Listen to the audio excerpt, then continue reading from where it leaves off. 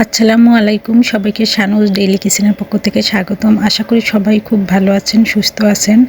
মা গ্রাম থেকে একটা রেডি করে দেশি মোরগ পাঠিয়েছে আর চামড়া সহ পাঠিয়েছে। দেশি মোরগ চামড়া সহ খেতে বেশি মজা লাগে, এজন্য আমি আবার পরিষ্কার করে সুন্দর মতো কেটে নিচ্ছি পিস পিস করে। আর মোরগের মাংস খেতে কিন্তু অসম্ভব মজা লাগে। আপনারা কে কে দেশি মোরগ চামড়া সহ রান্না করে খেতে পছন্দ করেন অবশ্যই জানাবেন। সবাইকে আমার ভিডিও দেখার জন্য ধন্যবাদ। সবাই আমার পেজটাকে লাইক, কমেন্ট, শেয়ার ও ফলো দিয়ে রাখবেন। আমার ইউটিউব চ্যানেলটাকে সাবস্ক্রাইব করে রাখবেন। এই তো মুরগি কাটা শেষ, সব কিছু সুন্দর মতো পরিষ্কার করে আমি কেটে নিচ্ছি।